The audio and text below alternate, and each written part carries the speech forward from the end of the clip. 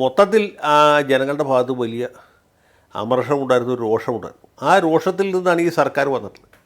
അപ്പോൾ സർക്കാരിനെ സംബന്ധിച്ചിടത്തോളം ഞങ്ങൾ ഇന്ന കാര്യങ്ങൾ ചെയ്തു, ഞങ്ങൾ ഇന്നത് ചെയ്യാൻ ഉദ്ദേശിക്കുന്നു എന്ന് ജനങ്ങളെ ബോധ്യപ്പെടുത്താനുള്ള ഒരു അവസരമായിട്ടാണ് ഇപ്പോൾ ഈ സർക്കാരിൻ്റെ ഈ ഇത്ര ദിവസത്തെ പ്രവൃത്തികൾ നമ്മൾ കണ്ടത്. മുൻ തവണകളെ അപേക്ഷിച്ച് ലീഗിനേക്കാൾ കൂടുതൽ മെമ്പർമാർ, വളരെയധികം മെമ്പർമാർ കോൺഗ്രസ്സിനുണ്ട്. അതുകൊണ്ട് ലീഗിൻ്റെ തന്നെ പഴയ പോലുള്ള പിത്തലാട്ടം നടക്കുകയില്ല. ഇപ്പോൾ ഈ സർക്കാർ ഭരണതുകൊണ്ട് ഇത്ര ദിവസമില്ല. കുഞ്ഞാലിക്കുട്ടിയുടെ ശക്തമായ എന്തെങ്കിലും ഒരു പ്രതികരണം നിങ്ങൾ എവിടെയെങ്കിലും കണ്ടോ? ഭരണപരിചയം തീരെ ഇല്ലാത്ത ആളാണ്. അങ്ങനെ ഒരാൾ മുഖ്യമന്ത്രിയായിട്ടിരിക്കാമെന്ന് വെച്ചാൽ കുഴപ്പമില്ല. കാരണം ശക്തരായ സഹായികൾ IAS ഉദ്യോഗസ്ഥരാണെങ്കിലും മന്ത്രിസഭാ സഹപ്രവർത്തകരായിട്ടൊക്കെ ഉണ്ടെങ്കിൽ അവരെയൊക്കെ ഡിപ്പെൻഡ് ചെയ്ത് മുമ്പോട്ട് കൊണ്ടുപോകും. എന്ത് ധൈര്യത്തിലാണ് പുള്ളി ഫിനാൻസ് എന്ന് പറഞ്ഞ വളരെ പ്രശ്നഭരിതമായിട്ടുള്ള ഒരു വകുപ്പ് മുഖ്യമന്ത്രിയുടെ ചുമതലയ്ക്ക് പുറമേ ഏറ്റെടുത്തത് എന്ന് സത്യം പറഞ്ഞാൽ എനിക്ക് ഇതുവരെ മനസ്സിലായിട്ടില്ല.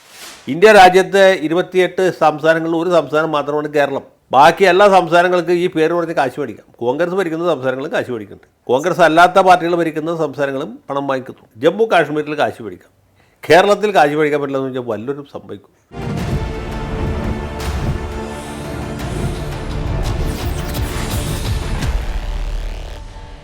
നമസ്കാരം.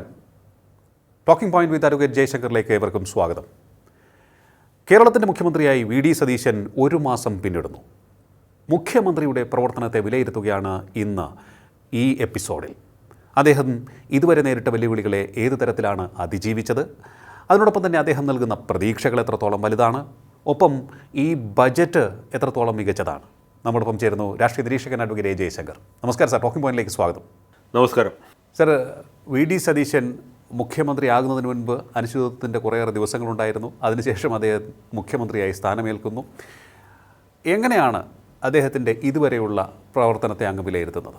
VD സതീശൻ്റെ തുടക്കത്തെ പറ്റി പറയുമ്പോൾ അദ്ദേഹത്തിനുള്ള ഒരു പരിമിതിയെക്കുറിച്ച് കൂടി നമ്മൾ ആലോചിക്കണം. അദ്ദേഹം മുമ്പ് പലതവണ കേരളത്തിൽ നിയമസഭാംഗമായിട്ടുണ്ടെങ്കിലും ഒരു ഭരണപരമായ ഉത്തരവാദിത്വം നിറവേറ്റിയിട്ടില്ല. അതായത് ആദ്യമായിട്ട് മന്ത്രിയാവുന്നത് മുഖ്യമന്ത്രിയുടെ ചുമതലയാണ് ഏറ്റെടുക്കുന്നത്. നേരത്തെ മുഖ്യമന്ത്രി ആയിരുന്നിട്ടില്ല, നേരത്തെ മന്ത്രി ആയിരുന്നിട്ടില്ല.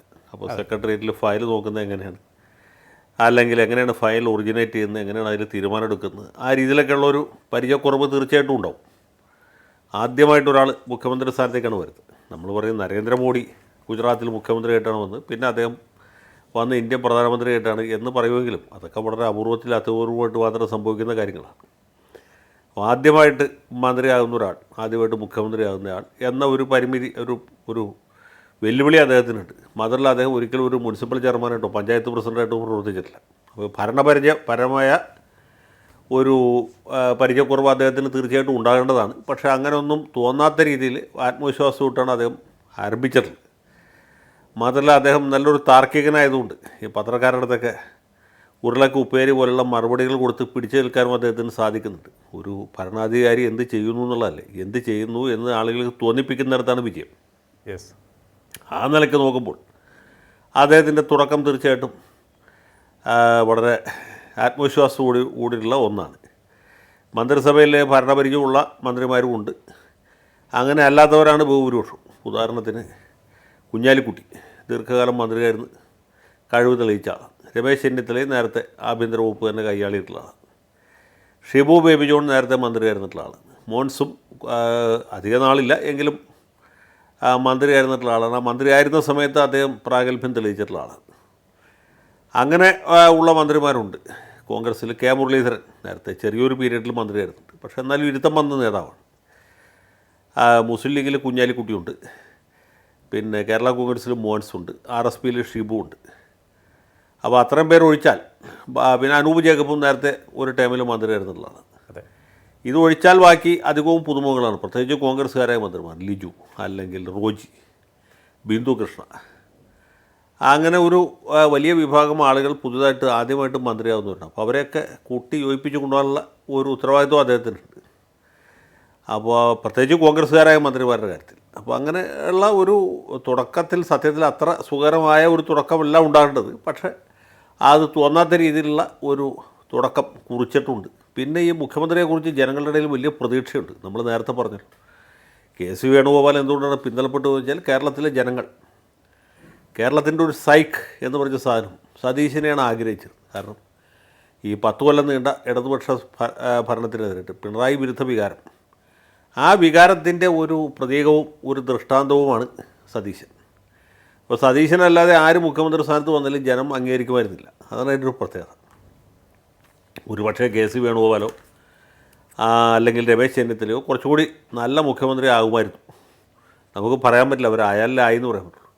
പക്ഷേ എന്നാൽ പോലും ജനങ്ങൾ അംഗീകരിക്കുമായിരുന്നില്ല. കാരണം ജനങ്ങൾക്ക് വേണ്ടത് സതീശനായിരുന്നു.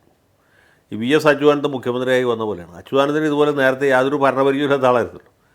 അദ്ദേഹം മുഖ്യമന്ത്രി സ്ഥാനത്തേക്കാണ് ആദ്യം വരുന്നത്. അതിനുമുമ്പ് ഒരിക്കലും മന്ത്രിയായിരുന്നിട്ടില്ല, ഒരിക്കലും പഞ്ചായത്ത് പ്രസിഡൻറ്റോ മുനിസിപ്പൽ ചെയർമാനോ ആയിരുന്നിട്ടില്ല. ആദ്യം വരുന്നത് മുഖ്യമന്ത്രി സ്ഥാനത്തേക്കാണ്.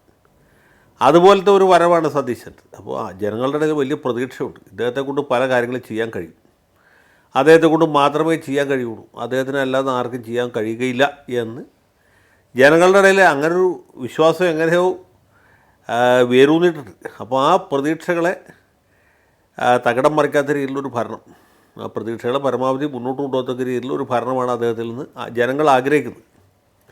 അതുകൊണ്ട് തന്നെ അദ്ദേഹത്തിൻ്റെ ഭാഗത്ത് ചെറിയ വല്ല വീഴ്ചകളൊക്കെ ഉണ്ടായാലും ജനങ്ങളത് സഹിക്കാനും പൊറുക്കാനും വിട്ടുവീഴ്ച ചെയ്യാനും തയ്യാറാണ്. ഇപ്പോൾ സണ്ണി ജോസഫ് അദ്ദേഹത്തിൻ്റെ അളിയനെ പേഴ്സണൽ സ്റ്റാഫിൽ നിയമിച്ച വിഷയം നോക്കിയാൽ മതി. അത് തികച്ചും തെറ്റായ ഒരു നടപടിയായിരുന്നു. തീർച്ചയായിട്ടും തിരുത്തപ്പെടേണ്ടത് വരും. അത് അന്ന് തിരുത്തിയില്ല, കുറച്ച് ദിവസം കഴിഞ്ഞിട്ടുണ്ടെങ്കിൽ തിരുത്തി. അപ്പോൾ ഇങ്ങനെയൊക്കെയുള്ള സംഭവങ്ങളുണ്ടാകുമ്പോൾ അതൊക്കെ ജനങ്ങൾ വിട്ടുവീഴ്ച ചെയ്യാൻ തയ്യാറാണ്. പക്ഷേ ഭരണത്തിൻ്റെ കാര്യത്തിൽ ജനങ്ങൾ ആഗ്രഹിക്കുന്ന ഒരു നിലവാരം ഉണ്ടാകണം. അവരുടെ പ്രതീക്ഷകൾ തകിടം മറിക്കാത്ത രീതിയിൽ കൊണ്ടുപോവുകയും ചെയ്യണം. അപ്പോൾ അത് ആ രീതിയിലൊരു പ്രതികരണം അദ്ദേഹത്തിൻ്റെ ഭാഗത്ത് ഉണ്ടായിട്ട് ഈ സാമ്പത്തികമായിട്ടുള്ള പരിമിതികളൊക്കെ ഉള്ളപ്പോൾ തന്നെ ഏറ്റവും ആദ്യം എടുത്ത തീരുമാനം തന്നെ ആശാ വർക്കർമാരുടെ വേതനത്തിൽ വർധനവ് വരുത്തി എന്നുള്ളതാണ്. കാരണം ഈ സർക്കാരിൽ ജനങ്ങൾ ഏറ്റവും ആദ്യം പ്രതീക്ഷിക്കുന്നത്, ഏറ്റവും ആദ്യം ആഗ്രഹിക്കുന്ന ഒരു തീരുമാനം അതാണ്. ആശാ വർക്കർമാർ മാത്രമല്ല, പൊതുസമൂഹം.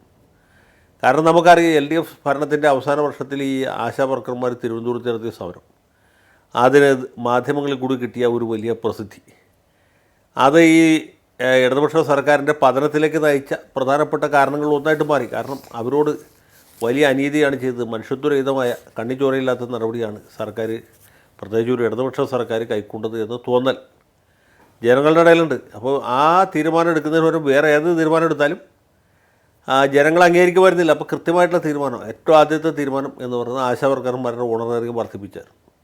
അതുപോലെ മറ്റ് പല നടപടികളും നമുക്കിപ്പോൾ കാണാൻ കഴിയും.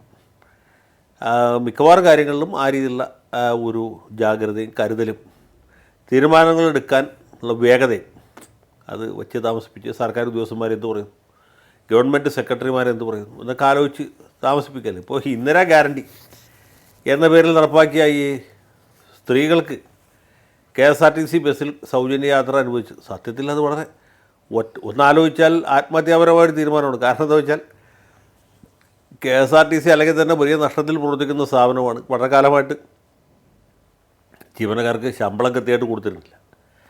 ഈ പിണറായി സർക്കാരിൻ്റെ അവസാന സമയത്ത് KB ഗണേഷ് കുമാർ മന്ത്രിയായിട്ട് വന്നതിന് ശേഷമാണ് അങ്ങനെ ഒരു നേട്ടം കൈവരിക്കാനായിട്ട്, അതൊരു നേട്ടമാണെങ്കിൽ KSRTCക്ക് സാധിച്ചു. അപ്പോൾ അങ്ങനൊരു സ്ഥാപനത്തിൽ പകുതിയിലധികം വരുന്ന യാത്രക്കാർക്ക് യാത്ര പൂർണ്ണമായിട്ട് സൗജന്യമാക്കുന്നു എന്ന് പറഞ്ഞാൽ അതിലടങ്ങിയിരിക്കുന്ന റിസ്ക് എത്ര വലുതാണ് എന്നാലോചിച്ചു. പക്ഷേ സർക്കാർ ഈ തെരഞ്ഞെടുപ്പ് സമയത്ത് കൊടുത്ത ഒരു വാഗ്ദാനം പാലിക്കും എന്ന രീതിയിൽ അത് കൊടുക്കും. പക്ഷേ അത് ജനങ്ങളുടെ ഇടയിലേക്ക് ഒരു റെസ്പോൺസ് ആലോചിച്ചു. നമ്മളെപ്പോലുള്ള ആളുകൾ ഇത് ആലോചിച്ച് അന്തം വിടുമെങ്കിലും സാധാരണക്കാർ UDF സർക്കാർ വന്നു, അവർ പറഞ്ഞ വാക്ക് പാലിച്ചു എന്ന ഒരു ഇമ്പ്രഷൻ ഉണ്ടാക്കാൻ പറ്റി. അത് ചെറിയ കാര്യമല്ല. പ്രത്യേകിച്ച് സ്ത്രീകളുടെ ഇടയിൽ അവരെ സംബന്ധിച്ചിടത്തോളം നേരിട്ട് അനുഭവിക്കുന്ന ഒരു കാര്യമാണ് KSRTC ബസ്സിൽ കയറി ടിക്കറ്റ് എടുക്കേണ്ട. അത് ഓരോ സ്ത്രീക്കും അനുഭവവേദ്യമായിട്ടുള്ള കാര്യമാണ്. മിക്കവാറും നമ്മുടെ നാട്ടിലെ സ്ത്രീകളെല്ലാവരും തന്നെ ഒരു സമയത്ത് അല്ലെങ്കിൽ വേറൊരു സമയത്ത് യാത്ര ചെയ്യുന്നവരാണ്. അതിൽ തന്നെ വലിയൊരു വിഭാഗം ആളുകൾ KSRTC ആശ്രയിക്കുന്നവരുമാണ്. അപ്പോൾ അങ്ങനെയുള്ള കാര്യങ്ങളൊക്കെ ഒരു പോപ്പുലിസ്റ്റ് എന്ന് പറയാവുന്ന രീതിയിലുള്ള ജനപ്രിയ നടപടികൾ. ഈ KSRTC വിഷയം തന്നെ സാർ ഇപ്പോൾ പ്രതിപക്ഷത്തിൻ്റെ ഭാഗത്ത് നിന്ന് വലിയ വിമർശനം വന്നുകൊണ്ടിരിക്കുന്നുണ്ട്. അതിപ്പോൾ വളരെ ചുരുങ്ങിയ ബസ്സുകളിൽ, ഓർഡിനറി ബസ്സുകളിൽ മാത്രമാണ് ഈ സൗജന്യ യാത്ര അനുവദിച്ചിരിക്കുന്നത്. അതൊരു വഞ്ചനയാണ്, വാഗ്ദാന ലംഘനമാണ്, തുടക്കത്തിൽ തന്നെ വാഗ്ദാനം ലംഘിച്ചിരിക്കുന്നു എന്ന തരത്തിലുള്ള വിമർശനമൊക്കെ വരികയും ചെയ്യുന്നുണ്ട്.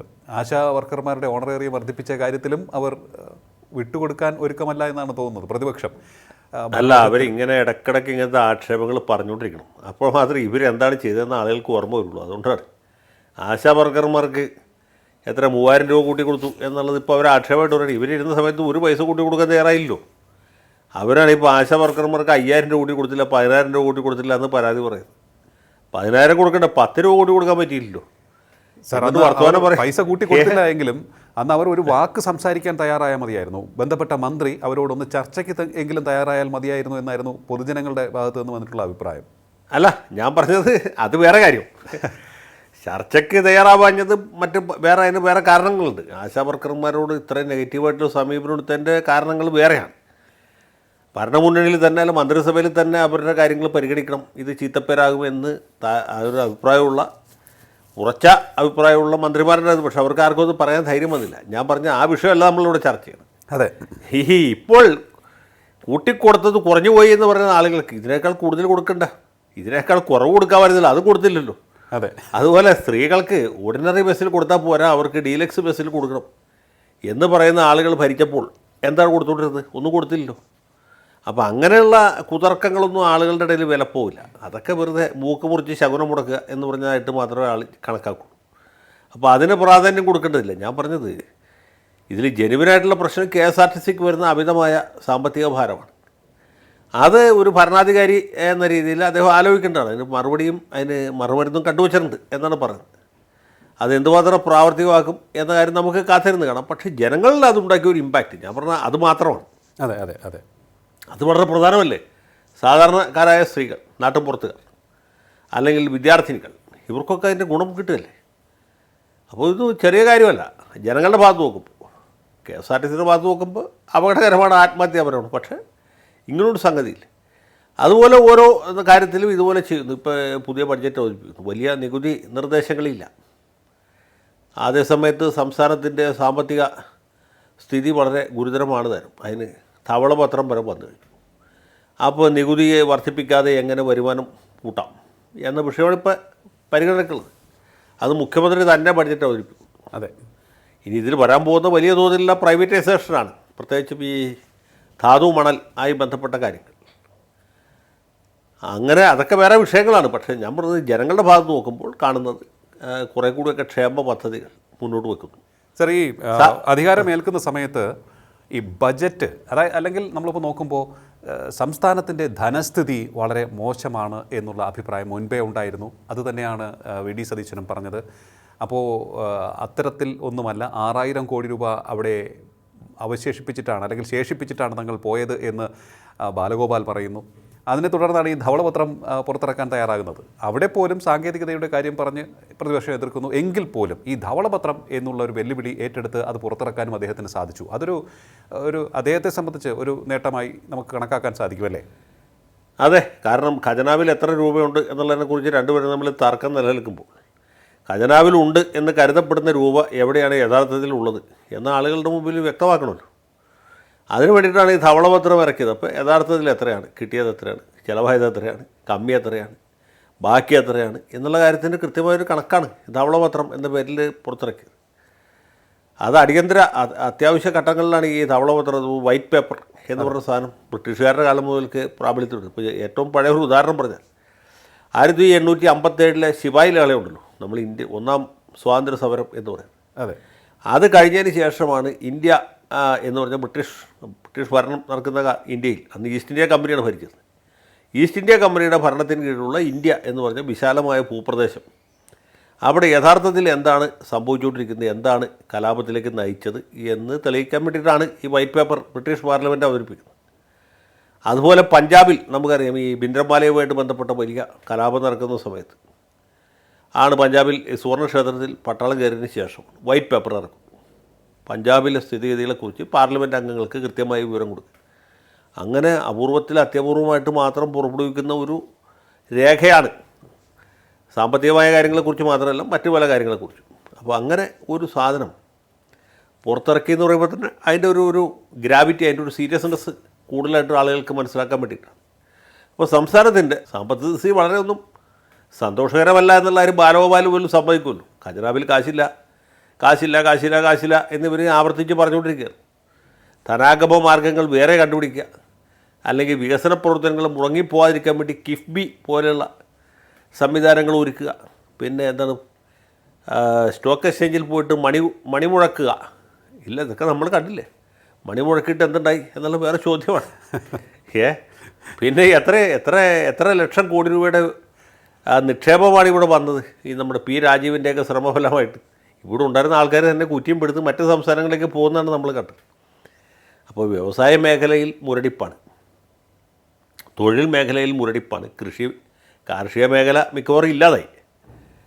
അങ്ങനെയൊക്കെ ഉള്ള സാഹചര്യത്തിൽ ആരോഗ്യ രംഗത്ത് പോലും ഒരു മരവിപ്പ്. ഈ മെഡിക്കൽ കോളേജിൽ ചികിത്സയ്ക്ക് പോയ ആൾക്ക് കൂട്ടിരിക്കാൻ പോയ ആൾ കെട്ടിടം ഇടിഞ്ഞ് വീണ് മരിക്കുന്നു പോലുള്ള സംഭവങ്ങളൊന്നും മുമ്പ് ഒരിക്കലും ഉണ്ടായിട്ടില്ല. അപ്പോൾ മൊത്തത്തിൽ ആ ജനങ്ങളുടെ ഭാഗത്ത് വലിയ അമർഷമുണ്ടായിരുന്നു, ഒരു രോഷമുണ്ടായിരുന്നു. ആ രോഷത്തിൽ നിന്നാണ് ഈ സർക്കാർ വന്നിട്ടുള്ളത്. അപ്പോൾ സർക്കാരിനെ സംബന്ധിച്ചിടത്തോളം ഞങ്ങൾ ഇന്ന കാര്യങ്ങൾ ചെയ്തു, ഞങ്ങൾ ഇന്നത് ചെയ്യാൻ ഉദ്ദേശിക്കുന്നു എന്ന് ജനങ്ങളെ ബോധ്യപ്പെടുത്താനുള്ള ഒരു അവസരമായിട്ടാണ് ഇപ്പോൾ ഈ സർക്കാരിൻ്റെ ഈ ഇത്ര ദിവസത്തെ പ്രവൃത്തികൾ നമ്മൾ കണ്ടത്. ഇനിയിത് സുസ്ഥിര വികസനം എന്ന് പറഞ്ഞ ഒരു നിലവാരത്തിലേക്ക് കൊണ്ടുപോകണമെങ്കിൽ കുറച്ചധികം ജോലിയുണ്ട്. ഇപ്പോൾ ജനങ്ങളെ തൽക്കാലത്തേക്ക് ഒന്ന് സന്തോഷിപ്പിക്കാനും ഞാനിവിടെ വന്നുകൊണ്ടൊരു ചെറിയ മാറ്റമുണ്ട് എന്ന് തോന്നിപ്പിക്കാനും വേണ്ടിയിട്ടുള്ള ഒരു പരിശ്രമമാണ്. പക്ഷേ അതിൽ അപ്പുറത്തേക്ക് ഫിനാൻസ് മാനേജ്മെൻറ്റിൽ മാത്രമല്ല, മൊത്തത്തിൽ സർക്കാരിൻ്റെ പ്രവർത്തനത്തിൽ വലിയ ജാഗ്രതയും കരുതലും വേണം. അനാവശ്യമായ ചെലവുകൾ കുറയ്ക്കണം, ആർഭാടം പരമാവധി ഇല്ലാതാക്കണം. എന്നാൽ മാത്രമേ മുന്നോട്ട് പോകാൻ പറ്റുള്ളൂ. സാമ്പത്തിക പ്രതിസന്ധി മാത്രമല്ല, ജനങ്ങളുടെ ഇടയിലുള്ള ഒരു എതിർപ്പ് ലഘൂകരിക്കാൻ കൂടി വേണ്ടി. അല്ലാണ്ട് 28 കാറുകളുടെ 40 കാറുകളുടെ പിന്നെ പാറ്റൻ ടാങ്കിൻ്റെ ഫയർ എഞ്ചിൻ്റെ ആംബുലൻസിൻ്റെയൊക്കെ അകമ്പടിയോടുകൂടി എഴുന്നള്ളുന്നൊരു മുഖ്യമന്ത്രി ഒന്നും ജനങ്ങൾക്ക് ആവശ്യമില്ല. അപ്പോൾ അത് മനസ്സിലാക്കി പ്രവർത്തിച്ചാൽ മാത്രമേ രക്ഷയുള്ളൂ. ഒരു ഭരണാധികാരിക്ക് സ്വാഭാവികമായിട്ട് വരുന്ന വീഴ്ചകളും പോരായ്മകളും, പ്രത്യേകിച്ച് ഒരു കൂട്ടുകക്ഷി സർക്കാർ, അതൊക്കെ ജനങ്ങൾക്ക് മനസ്സിലാവും. ഈ കൂട്ടുകക്ഷി സർക്കാർ കാണുന്നതുകൊണ്ട് ഒരുപാട് കൊല്ലമല്ലോ. അതെ. അപ്പോൾ ഓരോ ഘടകകക്ഷിയും അവർക്ക് കിട്ടുന്ന വകുപ്പുകൾ അവരുടെ ഒരു സാമ്രാജ്യമാക്കി വെച്ചുകൊണ്ട് ഭരണം നടത്തുന്നതൊക്കെ നമ്മൾ കണ്ടിട്ടുണ്ട്. അതൊന്നും അത്ര പെട്ടെന്ന് മാറ്റാനും പറ്റുകയില്ല. അപ്പോൾ ഇങ്ങനെ ഒരു സാഹചര്യത്തിൽ ജനങ്ങളുടെ പ്രതീക്ഷ കെട്ടുപോകാത്ത രീതിയിൽ വേണം ഇത് മുന്നോട്ട് കൊണ്ടുപോകാൻ. അതിനുള്ളൊരു ശ്രമമാണ് ഇപ്പോൾ നടത്തിക്കൊണ്ടിരിക്കുന്നത്. അത് വളരെ പ്രധാനപ്പെട്ട ഒന്ന് തന്നെയാണ്. പക്ഷേ വേറൊരു കാര്യം കൂടി അങ്ങയുടെ അഭിപ്രായം അറിഞ്ഞാൽ കൊള്ളാവുന്നുണ്ട്. അതായത് തുടക്കത്തിൽ എല്ലാവരും പറഞ്ഞു മന്ത്രിസഭയിൽ KC വേണുഗോപാലിന് മൃഗീയ ഭൂരിപക്ഷം, അതായത് KC വേണുഗോപാൽ നിർദ്ദേശിച്ചവരെയാണ് ഭൂരിഭാഗവും മന്ത്രിസഭയിൽ ഉൾപ്പെടുത്തിയിരിക്കുന്നത്, VD സതീശന് വെല്ലുവിളി നിറഞ്ഞ സമയമായിരിക്കും. പക്ഷേ ആ വെല്ലുവിളികൾ അത് ഉയർന്നോ ഇല്ലയോ എന്ന് നമുക്കറിയില്ല. പക്ഷേ അത്തരത്തിലുള്ള ചില സാഹചര്യങ്ങൾ വന്നപ്പോൾ അതിനെ വളരെ വൈദഗ്ധ്യത്തോടു കൂടി മറികടക്കുന്ന VD സതീശനെയാണ് നമ്മൾ കണ്ടത്, അല്ലേ? അത് തീർച്ചയായിട്ടും അതെ. അതിൽ വേറൊരു പ്രശ്നമുണ്ട്, അതറിയാമോ? അതിൽ ശരിക്കും ഈ A ഗ്രൂപ്പ് I ഗ്രൂപ്പ് എന്ന് പറഞ്ഞ പോലെ അല്ല. KC ഗ്രൂപ്പ് VD ഗ്രൂപ്പ് എന്ന രീതിയിൽ അങ്ങനെ വലിയ ഒരു വിഭജനം കാണിക്കാൻ പറ്റില്ല. കാരണം ഈ ഇപ്പം KC ഗ്രൂപ്പായിട്ട് നടക്കുന്ന ആളുകൾ തന്നെ പണ്ട് പല പല ഗ്രൂപ്പുകളിൽ പ്രവർത്തിച്ചിരുന്നവരാണ്. അതിൽ A ഗ്രൂപ്പുകാരുണ്ട്, I ഗ്രൂപ്പുകാരുണ്ട്, തിരുത്തൽവാദികളുണ്ട്, പിന്നെ ഗ്രൂപ്പില്ലാത്ത ഗ്രൂപ്പുകാരുണ്ട്, പലരുണ്ട്. അവരൊക്കെ താൽക്കാലികമായ ഒരു കാര്യസാധ്യത്തിന് വേണ്ടിയിട്ട് KC വേണുഗോപാലിനോട് നിന്നു മാത്രമേ ഉള്ളൂ. അങ്ങനെ ഒരു KC ഗ്രൂപ്പ് എന്ന് പറഞ്ഞ യഥാർത്ഥത്തിലൊരു സാധനമില്ല. അത് പല ഗ്രൂപ്പുകളുടെ ഒരു വളരെ ലൂസായിട്ടുള്ള ഒരു കൂട്ടായ്മ മാത്രമാണ്. അല്ലാതെ പഴയ A ഗ്രൂപ്പ് പോലെ വളരെ സുസംഘടിതമായിട്ടുള്ള ഒരു ക്ലിക്കല്ല. കർണാടകയിലുള്ള കാലത്ത് പണ്ട് I ഗ്രൂപ്പിനുണ്ടായിരുന്ന ഒരു ശക്തി, അല്ലെങ്കിൽ പിന്നീട് ഉമ്മൻചാണ്ടിയുടെ സമയത്ത് A ഗ്രൂപ്പ് എന്ന് പറഞ്ഞാൽ പോരാ, ഉമ്മൻചാണ്ടിയുടെ സ്വന്തം ഗ്രൂപ്പ്, അത് ഉമ്മൻചാണ്ടി, തിരുവഞ്ചൂർ, MM ഹസൻ, ആര്യാടൻ, തമ്പാനൂർ രവി, പിന്നെ ശിവദാസൻ നായർ, ബെന്നി ബെഹ്നാൻ, ഇവരൊക്കെ ഉൾപ്പെട്ട ഒരു ഗ്രൂപ്പുണ്ട്. ആ ഗ്രൂപ്പിന് ആളുകൾ ഇങ്ങനെ പരസ്പരം അത്രയും സംഘടിതമായ ഒരു ഗ്രൂപ്പാണ്. അതിൽ കൊല്ലാനും ചാവാനും തയ്യാറായ ആളുകളാണ് ആ ഗ്രൂപ്പിലുണ്ടായിരുന്നത്. ആ ഗ്രൂപ്പ് പോലത്തെ ഗ്രൂപ്പ് ഇപ്പോൾ കോൺഗ്രസ്സിലില്ല. ഇപ്പോൾ എല്ലാവരും അവരവരുടെ കാര്യം നോക്കാൻ വേണ്ടി നിൽക്കുന്നു എന്ന് മാത്രമേ ഉള്ളൂ. തൽക്കാലത്തേക്ക് KC വേണുഗോപാലിൻ്റെ കപ്പം കൊടുത്ത് അവർ കുറച്ചാൾ നിന്നു എന്ന് മാത്രമേ ഉള്ളൂ. ഇനിയിപ്പോൾ മന്ത്രിസഭയൊക്കെ രൂപീകരിച്ച് കുറച്ച് പേര് മന്ത്രിമാരായി ബാക്കിയുള്ളൊരു മന്ത്രിമാരല്ലാണ്ടായി കഴിയുമ്പോൾ അതിനൊന്നും ഒരു പ്രസക്തിയില്ല. മന്ത്രിമാരൊക്കെ തന്നെ മുഖ്യമന്ത്രിയുടെ മേൽക്കോയ്മ അംഗീകരിക്കും. മുഖ്യമന്ത്രിയാണെങ്കിലും പ്രധാനപ്പെട്ട കാര്യങ്ങളൊക്കെ ചെന്നിത്തലയോടും അതുപോലെ കുഞ്ഞാലിക്കുട്ടിയോടും ചോദിച്ചിട്ട് ചെയ്യും. ബാക്കി ആൾക്കാരോടൊന്നും ചോദിക്കൊന്നുമില്ല. KA തുളസിയുടെ അടുത്തൊക്കെ ആരെങ്കിലും എന്തെങ്കിലും ചോദിക്കുക എനിക്ക് കൊള്ളാം, ഒരു സാധ്യതയില്ല. ജനീഷിനോട് ചോദിക്കും, റോജിയോട് ചോദിക്കും, മുഖ്യമന്ത്രി റോജി നമുക്ക് ആ കാര്യം ഇന്ന രീതിയിൽ ചെയ്താൽ എങ്ങനെ ഉണ്ടാവും, ഒരു സാധ്യതയില്ല. രമേശ് ചെന്നിത്തലയോട് ചോദിക്കും, അല്ലെങ്കിൽ കുഞ്ഞാലിക്കുട്ടിയോട് ചോദിക്കും. സണ്ണി ജോസഫ് കൂട്ട് അങ്ങോട്ടേക്കുള്ളവർക്കൊന്നും പറയത്തക്ക വോയിസൊന്നും ഉണ്ടാവില്ല. അപ്പോൾ പിന്നെ മുഖ്യമന്ത്രി തന്നെ ആയിരിക്കും ഇതിൽ പ്രധാനപ്പെട്ട ആൾ. മാത്രമല്ല നമ്മൾ ഭരണഘടനാപരമായിട്ട് നോക്കിയാൽ തന്നെ പഴയ ഫസ്റ്റ് അമംഗ് ഈക്വൽസ് ഉള്ള അല്ല ശരിക്കും. ഈ പാർലമെൻ്ററി ഡെമോക്രസിയിൽ ഇപ്പോൾ നമ്മൾ ചീഫ് മിനിസ്റ്റീരിയൽ സിസ്റ്റം അല്ലെങ്കിൽ പ്രൈം മിനിസ്റ്ററിയുടെ സിസ്റ്റം എന്ന് പറയാവുന്ന രീതിയിലുണ്ട്. പ്രധാനമന്ത്രിക്ക് അത്ര അധികം അധികാരമുണ്ട്. സംസ്ഥാനത്തെ സംബന്ധിച്ചിടത്തോളം മുഖ്യമന്ത്രിക്കുണ്ട്. കൂട്ടുകക്ഷി സർക്കാരായതുകൊണ്ട് ലീഗിനെ കേരള കോൺഗ്രസിലേക്ക് വെറുപ്പിക്കാതെ കൊണ്ടുപോകണം എന്ന് മാത്രമേ. അപ്പോൾ മാത്രമല്ല, മുൻ തവണകളെ അപേക്ഷിച്ച് ലീഗിനേക്കാൾ കൂടുതൽ മെമ്പർമാർ, വളരെയധികം മെമ്പർമാർ കോൺഗ്രസ്സിനുണ്ട്. അതുകൊണ്ട് ലീഗിൻ്റെ തന്നെ പഴയ പോലുള്ള പിത്തലാട്ടം നടക്കുകയില്ല. ഉമ്മൻചാണ്ടിയുടെ മുമ്പിലോ അല്ലെങ്കിൽ ആൻ്റണിയുടെ മുമ്പിലൊക്കെ ഉണ്ടായിരുന്ന പോലത്തൊരു മേൽക്കോയ്മ ലീഗിന് അവകാശപ്പെടാൻ പറ്റിയില്ല. ഇപ്പോൾ ഈ സർക്കാർ പറഞ്ഞതുകൊണ്ട് ഇത്ര ദിവസമില്ല. കുഞ്ഞാലിക്കുട്ടിയുടെ ശക്തമായ എന്തെങ്കിലും ഒരു പ്രതികരണം നിങ്ങൾ എവിടെയെങ്കിലും കണ്ടോ? അതെന്തുകൊണ്ടാണ്? കുഞ്ഞാലിക്കുട്ടിക്കും അറിയാം ഓക്കെ, ഇത് കോൺഗ്രസിൻ്റെ ഭരണമാണ്. പണ്ട് ആൻ്റണിയുടെ സമയത്തും പിന്നീട് ഉമ്മൻചാണ്ടിയുടെ സമയത്തും ഒക്കെ നമ്മൾ പല കാര്യങ്ങളും പറഞ്ഞാൽ നടക്കരുത്. ഇനിയിപ്പോൾ അതൊക്കെ പറയാതിരിക്കുകയാണ് ബുദ്ധി. അദ്ദേഹത്തിന് ബുദ്ധി ഉള്ളതുകൊണ്ടും വിവേകമുള്ളതുകൊണ്ടും വലിയ ഡിമാൻഡൊന്നും മുമ്പോട്ട് വയ്ക്കുന്നില്ല എന്ന് മാത്രമേ ഉള്ളൂ. മാത്രമല്ല, ഈ വഴങ്ങാത്ത ആളാണ് സതീശൻ. അതാണ് പുള്ളിയുടെ വേറൊരു പ്രത്യേകത. ഓക്കെ, ചെന്നിത്തല ആണെങ്കിൽ പുള്ളി വിട്ടുവീഴ്ച ചെയ്യും. അതെ അതെ അതെ. വേറൊരു കാര്യം, ഈ PM ശ്രീ പദ്ധതി, അതിനെക്കുറിച്ചും എന്താണ് അങ്ങയുടെ അഭിപ്രായം? PM ശ്രീ പദ്ധതി, PM ശ്രീ പദ്ധതിയെക്കുറിച്ച് സതീശൻ്റെ പത്രസമ്മേളനം ഞാൻ അല്പം മുമ്പ് കണ്ടതേ ഉള്ളൂ. അദ്ദേഹം ഉള്ള കാര്യം വെട്ടി തുറന്ന് പറഞ്ഞു. പുള്ളി പറഞ്ഞ് ഈ PM ശ്രീ പദ്ധതി എന്ന് പറഞ്ഞ് കാശ് മേടിക്കുന്നതിൽ ഒരു കാര്യമില്ല. കാലാകാലങ്ങളിൽ കേന്ദ്ര ഗവൺമെൻറ് ഇങ്ങനെ പല പദ്ധതികളും കൊണ്ടുവരും. അതിന് അവർ ഓരോ പേരിടും. ഇപ്പോൾ ഇന്ദിര ആവാസ് യോജന എന്നൊക്കെ പറഞ്ഞ് പേരുണ്ടായിരുന്നില്ലേ? അതെ. മാർക്സിസ്റ്റ് പാർട്ടിയുടെ ഭരിക്കുന്നത് വെച്ചാൽ ഇന്ദിര ആവാസ് യോജന എന്നുള്ള കാശ് ഞങ്ങൾ മേടിക്കില്ല, ഇന്ദിരയുടെ പേര് മാറ്റണം എന്ന് എപ്പോഴെങ്കിലും പറഞ്ഞിട്ടുണ്ടോ? അച്യുതാനന്ദൻ പറഞ്ഞിട്ടുണ്ടോ? നായനാർ പറഞ്ഞിട്ടുണ്ടോ? ആരെങ്കിലും പറഞ്ഞിട്ടുണ്ടോ? ഒരാളും പറഞ്ഞില്ല. കാശ് മേടിക്കും. അതുപോലെ എന്താണ് അടൽ എന്തോ പദ്ധതി എന്ന് പറഞ്ഞൊരു സാധനം ഉണ്ടായിരുന്നു, അടൽ ബിഹാരി വാജ്പേയിയുടെ പേരിൽ. വാജ്പേയിയുടെ പേരിലായിട്ട് ഞങ്ങൾ കാശ് മേടിക്കില്ല എന്ന് പറയാൻ പറ്റും? ഇല്ല. വാജ്പേയിയുടെ പേരിലല്ല, അദ്വാനിയുടെ പേരിലാണെങ്കിലും കാശ് മേടിക്കും. കാശ് മേടിക്കാതെ കാര്യം നടക്കില്ലല്ലോ. കറക്റ്റ്. അത് എന്നിട്ട് അദ്ദേഹം അതുകൂടി പറയുന്നുണ്ട്, ഈ കാശ് വല്ല നരേന്ദ്രമോദിയുടെ തറവാട്ടിൽ നിന്ന് കൊണ്ടുവരണോ? അല്ല, നമ്മളിവിടെ GST കൊടുക്കുന്ന പൈസയുടെ അകത്തുനിന്ന് നമ്മുടെ വീതമാണ് ഈ തരണത്. അതിനിപ്പോൾ എന്ത് പേരിട്ടാലെന്താ? പേരിലാണോ കാര്യം? ഇത്ര കാര്യമുള്ളൂ. സത്യത്തിൽ അത്ര കാര്യമുള്ളൂ. ഇന്ത്യ രാജ്യത്തെ 28 സംസ്ഥാനങ്ങളിൽ ഒരു സംസ്ഥാനം മാത്രമാണ് കേരളം. ബാക്കി എല്ലാ സംസ്ഥാനങ്ങൾക്ക് ഈ പേര് പറഞ്ഞ് കാശ് മേടിക്കാം. കോൺഗ്രസ് ഭരിക്കുന്ന സംസ്ഥാനങ്ങളും കാശ് മേടിക്കുന്നുണ്ട്. കോൺഗ്രസ് അല്ലാത്ത പാർട്ടികൾ ഭരിക്കുന്ന സംസ്ഥാനങ്ങളും പണം വാങ്ങിക്കുന്നുണ്ട്. ജമ്മു കാശ്മീരും പണം വാങ്ങിക്കുന്നുണ്ട്. ജമ്മു കാശ്മീരിൽ കാശ് മേടിക്കാം. കേരളത്തിൽ കാശ് മേടിക്കാൻ പറ്റില്ല എന്ന് വെച്ചാൽ വല്ലൊരു സംഭവിക്കും. അതൊക്കെ എവിടെ പോയി? ഇതൊക്കെ ആളുകളെ പറഞ്ഞ് ഇളക്കാനും വൈകാരികമായിട്ട് ഒരു തരത്തിൽ ബ്ലാക്ക് മെയിലിംഗ് നടത്താനും വേണ്ടി ഉപയോഗിക്കുന്നതാണ്. PM ശ്രീ ഒന്നൊരു വിഷയമേ അല്ല. ആ കാശ് മേടിച്ചില്ലെങ്കിൽ ആ പൈസ കിട്ടിയില്ല, വേറെ കിട്ടാനുള്ള പല പൈസയും കിട്ടുകയില്ല. അതുകൊണ്ടാണ് പാവം ശിവൻകുട്ടി പോയി ഒപ്പിട്ടത്. ശിവൻകുട്ടിയല്ല, ഗവൺമെൻറ് സെക്രട്ടറി. അതെ.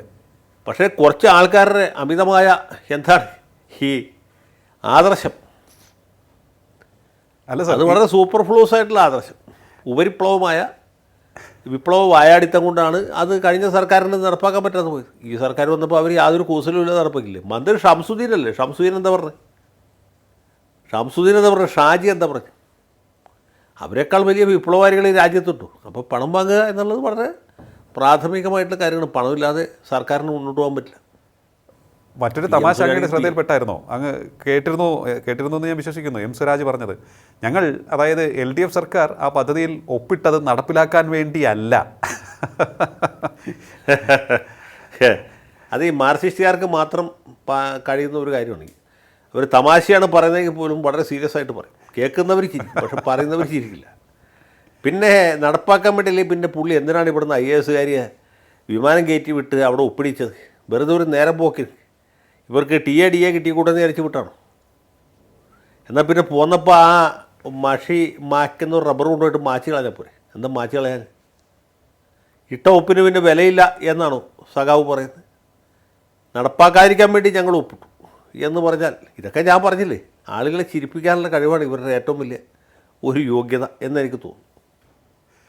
എന്തായാലും ഇപ്പോൾ ഈ ബജറ്റിന് ശേഷം, അല്ലെങ്കിൽ ബജറ്റ് അവതരണത്തിന് ശേഷം പ്രതിപക്ഷ നേതാവ് പിണറായി വിജയൻ പറഞ്ഞത് സംസ്ഥാനത്തിൻ്റെ ഭാവി വികസനത്തിനുള്ളൊരു ബ്ലൂ പ്രിൻ്റ് ഇതിൽ ഇല്ല എന്നാണ് അദ്ദേഹം പറഞ്ഞിരിക്കുന്നത്. പക്ഷേ ഞാൻ നോക്കുമ്പോൾ ഈ മാരിടൈം അനുബന്ധമായിട്ടുള്ള മേഖലയിൽ ഒക്കെ തന്നെ ഊന്നൽ കൊടുത്തിട്ടുണ്ട്. അതായത് വരുമാനത്തിനുള്ള സാധ്യത ഒരു സ്ഥലത്തും നഷ്ടപ്പെടുത്തിയിട്ടില്ല എന്ന് വേണം മനസ്സിലാക്കാനെന്ന് തോന്നുന്നു. അല്ല, അങ്ങനെയാണ് ഉദ്ദേശിച്ചിട്ടുള്ളത്. ഇനി അത് വരുമാനത്തിലുള്ള വ്യവസ്ഥ ഇട്ടാൽ പോരല്ലോ, വരുമാനം വരണ്ടേ? അതെ, അത് വേറെ വിഷയമാണ്. അപ്പോൾ ആളുകൾ പണം മുടക്കാൻ തയ്യാറായിട്ട് വരണം, തൊഴിലവസരങ്ങൾ വർദ്ധിക്കണം. അതനുസരിച്ച് ഈ പണം മുടക്കുന്നവർക്ക് ലാഭം കിട്ടണം. അത് കൊള്ള ലാഭമായി പോരുത്. അവർക്കൊരു അവസരം കൊടുക്കുന്നത് നമ്മളെ ചൂഷണം ചെയ്യാനുള്ള അവസരമല്ല, വ്യവസായം നടത്താനുള്ള അവസരമാണ്. അതെ. അപ്പോൾ അത് ഇതെല്ലാം കൂട്ടിവയ്പ്പിച്ച് കൊണ്ടുപോകാൻ കഴിയണം. മറ്റൊന്ന് സാർ, ഈ വ്യവസായം അല്ലെങ്കിൽ നിക്ഷേപം ഇതൊക്കെ അനിവാര്യമാണ് നമ്മുടെ കേരളത്തിന്. വി ഡി സതീശൻ്റെ ഇതുവരെയുള്ള ആ ഒരു പ്രവർത്തന രീതി വെച്ച് നോക്കുമ്പോൾ ഈ കൊടി പിടിച്ച് നോക്കുകൂലി വാങ്ങാൻ വരുന്നവർ, നിക്ഷേപകരെ ഓടിച്ച് വിടുന്ന ആ ഒരു യൂണിയൻ പ്രവർത്തനം, ഇതിനൊക്കെ തന്നെ തടസ്സപ്പെടുത്താൻ ഇവരെയൊക്കെ തന്നെ അടിച്ചോടിക്കാൻ പറ്റിയ ഒരു ആർജവം അദ്ദേഹത്തിനുണ്ടെന്ന് തോന്നുന്നുണ്ടോ? അദ്ദേഹം തന്നെ ട്രേഡ് യൂണിയൻ രംഗത്ത് പ്രവർത്തിച്ച് പരിചയമുള്ള ആളാണ്. പുള്ളിക്കറിയാം ഇതിൻ്റെ അകത്തുള്ള ഒഴുക്കുകളും അടിയൊഴുക്കുകളും. അപ്പോൾ അതുകൊണ്ട് ആ കാര്യങ്ങളെക്കുറിച്ചൊക്കെ നല്ല ധാരണയുള്ള ആളാണ്. പിന്നെ വ്യവസായികൾക്ക് കേരളത്തിൽ വന്ന് മുതൽ മുടക്കാനുള്ള ധൈര്യം, ആത്മബലം ഉണ്ടാവുക എന്നുള്ളതാണ് പ്രധാനം. കാരണം ഏതു കാലത്തും സതീശനായിരിക്കുമല്ലോ കേരള മുഖ്യമന്ത്രി, അതല്ലേ പ്രശ്നം. അങ്ങനെ കുഴപ്പമില്ലായിരുന്നു. ഇപ്പോൾ ഗുജറാത്ത് സംസ്ഥാനം നരേന്ദ്രമോദിക്ക് തീരെഴുതി കൊടുത്തു എന്ന് പറഞ്ഞ പോലെ അപ്പോൾ വ്യവസായികൾക്ക് ധൈര്യമായിട്ട് പോയി മുതൽ മുടക്കാം. പിന്നെ അവിടെ ഒരു വ്യവസായ സംസ്കാരമുണ്ട്. മോഡി വരുന്നതിന് മുമ്പുണ്ട്, BJP വരുന്നതിന് മുമ്പുണ്ട്. ഏറ്റവും അധികം വ്യവസായവൽക്കരിക്കപ്പെട്ട ഒരു സംസ്ഥാനമാണ് ഗുജറാത്ത്. മറ്റൊന്നായിരുന്നു മഹാരാഷ്ട്രയിലുള്ള സ്ഥാപനങ്ങളൊക്കെ പിന്നീട് ദത്ത സാമന്ത് എന്ന് പറഞ്ഞൊരു ട്രേഡ് യൂണിയൻ ലീഡർ സമരം ചെയ്ത് പൂട്ടിച്ചു. ഗുജറാത്തിലേക്ക് അദ്ദേഹം പോയില്ല, അതുകൊണ്ട് അവിടെ പൂട്ടിയിട്ടില്ല. അപ്പോൾ മുമ്പ് തന്നെ അങ്ങനെ ഒരു വ്യവസായ സംസ്കാരം അവിടെ ഉണ്ട്. പിന്നെ വ്യവസായം തുടങ്ങാനായിട്ട് ഇഷ്ടംപോലെ സ്ഥലമുണ്ട്, സൗകര്യങ്ങളുണ്ട്, ഉഷരമായ സ്ഥലങ്ങളുണ്ട്. എങ്ങനെ പോയാലും പിന്നെ സർക്കാരിൻ്റെ പിന്തുണ കിട്ടും. ഇതൊക്കെ ഉള്ളതുകൊണ്ടാണ് അവിടെ അത് വിജയിച്ചത്. ഇവിടെ അത്ര എളുപ്പത്തിൽ വിജയിക്കുന്ന എനിക്ക് പ്രതീക്ഷയില്ല. നമുക്ക് പ്രതീക്ഷിക്കാൻ ഒരു അശുഭാപ്തി വിശ്വാസിയാവുന്നതിൽ കഥയില്ല എങ്കിൽ പോലും ഈ വക കാര്യങ്ങളൊക്കെ ശുഭപ്രതീക്ഷ വച്ച് പുലർത്താൻ നമ്മുടെ ഇതുവരെയുള്ള ജീവിതാനുഭവങ്ങൾ നമ്മളെ പ്രേരിപ്പിക്കുന്നില്ല എന്നുള്ളതാണ് സത്യം. തീർച്ചയായിട്ടും. മറ്റൊന്ന് ഒരു കാര്യം, അതായത് അത് ധനകാര്യ വകുപ്പ് അദ്ദേഹം ഏറ്റെടുത്ത നടപടിയാണ്, ആ ഒരു തീരുമാനമാണ്. അത് വളരെ ബോൾഡാണ്. അതിനോടൊപ്പം തന്നെ കുറേയേറെ ജാഗ്രത പുലർത്തുവാനും സാധിക്കും. ആരും അത്ര പെട്ടെന്ന് കൈവിട്ട് വാരിക്കൊണ്ട് പോകരുത് എന്ന ഒരു ചിന്തയും അതിന് പിന്നിലുണ്ടാകാം എന്നാണ് ആ ഒരു വിഷയത്തിൽ അങ്ങയുടെ അഭിപ്രായം. അത് വളരെ പ്രധാനപ്പെട്ടൊരു കാര്യമാണ്. കാരണം ഞാൻ നേരത്തെ പറഞ്ഞല്ലോ, അദ്ദേഹത്തിന് മുമ്പ് ഭരണപരിചയം തീരെ ഇല്ലാത്ത ആളാണ്. അങ്ങനെ ഒരാൾ മുഖ്യമന്ത്രിയായിട്ടിരിക്കാമെന്ന് വെച്ചാൽ കുഴപ്പമില്ല. കാരണം ശക്തരായ സഹായികൾ IAS ഉദ്യോഗസ്ഥരാണെങ്കിലും മന്ത്രിസഭാ സഹപ്രവർത്തകരായിട്ടുണ്ടെങ്കിൽ അവരെയൊക്കെ ഡിപ്പെൻഡ് ചെയ്ത് മുമ്പോട്ട് കൊണ്ടുപോകും. ആഭ്യന്തര വകുപ്പ് ചെന്നൈയിലേക്ക് കൊടുത്തു, നല്ല തീരുമാനമാണ്. കാരണം വെച്ചാൽ മുഖ്യമന്ത്രി തന്നെ ആഭ്യന്തരം ഭരിക്കണം ഒരു സ്ഥലത്തും പറഞ്ഞിട്ടില്ല. വ്യവസായ വകുപ്പ് കുഞ്ഞാലിക്കുട്ടി കൊടുത്തു, ഒരുപാട് പോലത്തെ എക്സ്പീരിയൻസ് ഉള്ള ആൾ. ആരോഗ്യ വകുപ്പ് മുരളീധരന് കൊടുത്തു, നല്ല മെയ്വഴക്കമുള്ള നേതാവാണ്. അതൊക്കെ മനസ്സിലാക്കാം. പക്ഷേ എന്ത് ധൈര്യത്തിലാണ് പുള്ളി ഫിനാൻസ് എന്ന് പറഞ്ഞ വളരെ പ്രശ്നഭരിതമായിട്ടുള്ള ഒരു വകുപ്പ് മുഖ്യമന്ത്രിയുടെ ചുമതലയ്ക്ക് പുറമേ ഏറ്റെടുത്തത് എന്ന് സത്യം പറഞ്ഞാൽ എനിക്ക് ഇതുവരെ മനസ്സിലായിട്ടില്ല. അത് എടുക്കാവുന്ന ഭാരമാണോ? KM മാണിക്കകണെങ്കിൽ കുഴപ്പമില്ല, അദ്ദേഹത്തിന് ഒരുപാട് കൊല്ലത്തെ അനുഭവ പരിചയമുണ്ട്, ധനകാര്യ വകുപ്പിൽ തന്നെ ഉണ്ട്. അല്ലെങ്കിൽ ആ രീതിയിലുള്ളവർക്ക് പറ്റും. പക്ഷേ തോമസ് ഐസക്ക് അത് പിന്നെ ധനതത്വശാസ്ത്രജ്ഞനാണെന്നാണ് പറഞ്ഞത്. അദ്ദേഹത്തിന് തത്വശാസ്ത്രം അറിയാമെങ്കിലും ഇല്ലെങ്കിലും അദ്ദേഹം ചെയ്യുന്നതൊക്കെ ശരിയാണെന്ന് ആളുകൾ വിചാരിക്കും. കാരണം പുള്ളി പണ്ഡിതനാണ്, നമ്മൾ പണ്ഡിതരല്ല. അതുകൊണ്ട് പക്ഷേ ആ രീതിയിലുള്ളൊരു പാണ്ഡിത്യം ഇതുവരെ ആരും സതീശന് പതിച്ചു കൊടുത്തിട്ടില്ല. അപ്പോൾ മാണി സാറിൻ്റെ പ്രായോഗിക സമീപനവും അല്ലെങ്കിൽ ഐസക്കിൻ്റെ താത്വികമായിട്ടുള്ള വിശകലന സാമർഥ്യമോ ഒന്നും VD സതീശന് ഇതുവരെ നമ്മൾ കണ്ടിട്ടില്ല. അപ്പോൾ അതുപോലത്തെ ഒരു സംഗതിയിൽ മുഖ്യമന്ത്രിയുടെ പുറമെ ഈ ധനകാര്യ വകുപ്പിൻ്റെ ഭാരിച്ച ഉത്തരവാദിത്വം കൂടി അദ്ദേഹം ഏറ്റെടുത്തിരിക്കുന്നു എന്നുള്ള ചെറിയ കാര്യമല്ല. അപ്പോൾ അത് എന്തുമാത്രം ഫലപ്രദമായിട്ട് എത്രമാത്രം വിജയകരമായിട്ട് അദ്ദേഹത്തിന് മുന്നോട്ട് കൊണ്ടുപോകാൻ കഴിയുമെന്നുള്ളതാണ് ഏറ്റവും പ്രധാനപ്പെട്ട വിഷയം. എനിക്ക് തോന്നുന്നു ആദ്യത്തെ ഒരു വർഷം കാര്യങ്ങൾ കൃത്യമായി കൊണ്ടുപോകാൻ സാധിച്ചാൽ പിന്നീടുള്ള കാലം കുറേ കൂടി സുഖമായും അദ്ദേഹത്തിന് മുന്നോട്ട് പോകാൻ സാധിക്കുമെന്ന് തോന്നുന്നു, അല്ലേ? എന്താണ് അക്കാര്യത്തിൽ അങ്ങയുടെ അഭിപ്രായം? അല്ല, ആദ്യത്തെ ഒരു വർഷം തരണം ചെയ്യാന്ന് വെച്ചാൽ എളുപ്പമുള്ള കാര്യമല്ല, പ്രത്യേകിച്ച് ഭരണപരിചയം ഇല്ലാത്ത ആളായതുകൊണ്ട്. അതെ. രണ്ടാമത് ഈ ധനകാര്യ വകുപ്പ് കൂടി അദ്ദേഹം തന്നെ കൈയാളുന്നു എന്നുള്ളതുകൊണ്ട് ആദ്യത്തെ ഒരു വർഷം വളരെ പ്രധാനമാണ്. പക്ഷേ ഒരു വർഷം കഴിഞ്ഞാലും പ്രശ്നം എപ്പോൾ വേണമെങ്കിലും ഉണ്ടാകാം. അത് തെരഞ്ഞെടുപ്പിന് 3 മാസം മുമ്പ് 3 ആഴ്ച മുമ്പ് വേണമെങ്കിൽ പോലും ഉണ്ടാകാം. അത് പ്രശ്നം ഉണ്ടാകാതിരിക്കില്ല എന്ന് വിചാരിക്കുന്നതിൽ കാര്യമില്ല. പ്രശ്നങ്ങളുണ്ടാവും. പ്രശ്നങ്ങളുണ്ടാകുകയും അതിനെ വിജയകരമായിട്ട് മറികടക്കുകയും ചെയ്യുന്നിടത്താണല്ലോ ഭരണം എന്ന് പറയുന്നത്. അതെ. അല്ലെങ്കിൽ പിന്നെ ഭരണമില്ല, അത് ഇങ്ങനെ ശാന്തമായൊരു തടാകമായിട്ടിരിക്കും. ഇതങ്ങനെയല്ല, ഇളകുന്ന ഒരു കടലാണ്. അപ്പോൾ അതിൽ കൂടി തുഴഞ്ഞു പോകാൻ എന്തുമാത്രം സാധിക്കും എന്നുള്ളതിനെ ആശ്രയിച്ചിട്ടാണ്. പക്ഷേ വലിയ ആത്മവിശ്വാസം സതീശൻ്റെ ഭാഗത്തുണ്ട്. സതീശനെക്കുറിച്ച് സാധാരണക്കാർക്കും ഈ പറഞ്ഞ പോലെ വലിയ വിശ്വാസമുണ്ട്, പ്രതീക്ഷയുണ്ട്. അതാണ് പ്രധാനം. അതെ. അതിനൊപ്പം തന്നെ എനിക്ക് തോന്നും, ഞാനൊന്ന് ചോദിച്ചോട്ടെ, അതായത് ആഭ്യന്തരം, ആരോഗ്യം, ധനകാര്യം, ഈ 3 വകുപ്പുകൾ സതീശൻ സർക്കാരിൻ്റെ സക്സസ്സിൽ ഏറ്റവും നിർണായകമായിരിക്കും എന്ന് ഞാൻ പറയുന്നു. അതിനോട് അങ്ങ് യോജിക്കുന്നുണ്ടോ, അതോ മറ്റ് ചില വകുപ്പുകളെ കൂടി അതിലേക്ക് ആഡ് ചെയ്യുന്നുണ്ടോ? അല്ല, ഈ പറഞ്ഞ വകുപ്പുകൾ തന്നെയാണ് പ്രധാനം. ഒന്ന് ആരോഗ്യം. ആ രംഗത്ത് യാതൊരു വീഴ്ചയും വരാൻ പാടില്ല. അത് ജനങ്ങളെ നേരിട്ട് ബാധിക്കുന്നൊരു വകുപ്പാണ് ആരോഗ്യ വകുപ്പ്. അത് വലിയ വലിയ അപകടത്തിൽ ചെന്ന് അവസാനിക്കും. രണ്ടാമത്തേത് ആഭ്യന്തരം ഇതുപോലെ തന്നെ പോലീസിനെ നിയന്ത്രിക്കാനും പോലീസിനെ കൊണ്ട് ഫലപ്രദമായിട്ട് ജോലി ചെയ്യിക്കാനും കഴിവുള്ള ഉദ്യോഗസ്ഥന്മാരെ പ്രധാനപ്പെട്ട സ്ഥാനങ്ങളിൽ, താക്കോൽ സ്ഥാനങ്ങളിൽ ഇരുത്തണം. അങ്ങനെ പോയാൽ മാത്രമേ ജനങ്ങളുടെ വിശ്വാസം നിലനിർത്താൻ പറ്റുള്ളൂ. മൂന്നാമത്തേത് ധനകാര്യം. കാരണം ഫിനാൻസ് മാനേജ്മെൻറ്റ് വളരെ പ്രധാനപ്പെട്ട ഒരു കാര്യമാണ്. കേരളം വ്യവസായവൽക്കരിക്കാമെന്നൊക്കെ നമുക്ക് ആഗ്രഹിക്കുന്നതിൽ തെറ്റില്ല. പക്ഷേ വ്യവസായികളാരും പണം മുടക്കാനായിട്ട് ഇങ്ങോട്ട് വരില്ല. അതുകൊണ്ട് അങ്ങനെയുള്ള ആഗ്രഹങ്ങളൊക്കെ അത്യാഗ്രഹമാണ്. ഞാനങ്ങനെ അത്യാഗ്രഹമുള്ള ആളല്ല. പക്ഷേ റവന്യൂ വകുപ്പ് ഇതുപോലെ കൃത്യമായിട്ട് നികുതി പിരിവ് നടത്താൻ കഴിയും. അതിൽ വിട്ടുവീഴ്ച ചെയ്യാൻ പാടില്ല. അങ്ങനെ പ്രധാനപ്പെട്ട വകുപ്പുകളൊക്കെ കൂട്ടിവയ്പ്പിച്ച് കൊണ്ടുപോയാൽ മതി. പിന്നെ ഈ ചെറുപ്പക്കാരായ മന്ത്രിമാർക്കൊക്കെ കൊടുത്തിട്ടുള്ള വകുപ്പുകൾ താരതമ്യേന ലഘുവായ വകുപ്പുകളാണ്. അവരൊക്കെ ഒരു മേൽനോട്ടം വഹിക്കണം. അങ്ങനെ കൊണ്ടുപോയാൽ മതി. വലിയ പ്രശ്നമൊന്നുള്ള സംഭവമല്ല. ഓക്കെ. എന്തായാലും ഇതുവരെയുള്ള പ്രവർത്തനം വെച്ച് നോക്കുമ്പോൾ കുഴപ്പമില്ല, നന്നായിട്ട് തന്നെ മുന്നോട്ട് പോകാൻ സാധിക്കുന്ന ഒരു കരുത്തനായ മുഖ്യമന്ത്രി തന്നെയാണ് വി.ഡി. സതീശൻ ആയിട്ടാണ് തോന്നുന്നത്. പക്ഷേ നമ്മൾ ഈ പണ്ടൊരു കഥ കേട്ടല്ലേ, ഒരാൾ റോഡിൽ കൂടി നടന്നു പോകുമ്പോൾ ഒരു ലാടം, ഈ കുതിരക്കടിക്കുന്ന ലാട കിട്ടി. പുള്ളി അതിനടുത്ത് ഇങ്ങനെ നോക്കിക്കൊള്ളാം, പോക്കറ്റിലിട്ടു. എന്നിട്ട് പോയി ഇനി 3 ലാടവും ഒരു കുതിരയെ കൂടി കിട്ടിയാൽ സംഗതി ജോറായി. പിന്നെ നമുക്ക് ടക്കയെന്ന് കുതിരപ്പുറത്ത് കയറിപ്പോ. സതീശൻ്റെ അവസ്ഥ ഇപ്പോൾ ഇതാണ്. ഒരു ലാടം കിട്ടിയിട്ടുണ്ട്. ഇനി ഇതേപോലെയുള്ള 3 ലാടവും പിന്നെ ഒരു കുതിരയും കൂടി ഉണ്ടെങ്കിൽ 5 കൊല്ലം. ഏതായാലും വി.ഡി. സതീശൻ എന്ന മുഖ്യമന്ത്രി തുടക്കത്തിൽ വന്നിട്ടുള്ള വെല്ലുവിളികളെ വളരെ വൈദഗ്ധ്യത്തോടുകൂടി നേരിട്ടു. പക്ഷേ മുന്നിലുള്ള വെല്ലുവിളികൾ അവസാനിക്കുന്നില്ല. അഡ്വക്കേറ്റ് ജയശങ്കർ പറഞ്ഞതുപോലെ തന്നെ ഒരു ലാടം കിട്ടി, പക്ഷേ ഇനി 3 ലാടവും ഒരു കുതിരയും കൂടി കിട്ടണം ഈ 5 വർഷത്തെ ടേം വിജയകരമായി പൂർത്തിയാക്കാൻ. കാത്തിരിക്കാം നമുക്ക്. എന്തായാലും ഇതൊരു ചലഞ്ചിങ് ആയിട്ടുള്ള ജോബ് തന്നെയാണ്. അദ്ദേഹം അത് വളരെ ആത്മവിശ്വാസത്തോടു കൂടി മുന്നോട്ട് കൊണ്ടുപോകുവാൻ അദ്ദേഹത്തിന് സാധിക്കുന്നു എന്ന് അദ്ദേഹത്തിൻ്റെ ബോഡി ലാംഗ്വേജ് പറയുന്നു. ജനങ്ങളെ അദ്ദേഹത്തിന് ബോധ്യപ്പെടുത്താൻ സാധിക്കണം, ഒപ്പം തന്നെ സഹപ്രവർത്തകരെ ഒപ്പം നിർത്തുവാൻ സാധിക്കണം. ഇതൊക്കെ വളരെ പ്രധാനപ്പെട്ട കാര്യങ്ങൾ തന്നെയായിരിക്കും. വളരെയധികം നന്ദി സർ, ഇത്രയും സമയം ടോക്കിംഗ് പോയിൻറ്റുമായി സംസാരിച്ചത്. Talking point with advocate A. ജയശങ്കറിൻ്റെ ഇന്നത്തെ അധ്യായം ഇവിടെ പൂർണ്ണമാകുന്നു. അടുത്ത എപ്പിസോഡ് കാണാൻ നോക്കാം. നമസ്കാരം.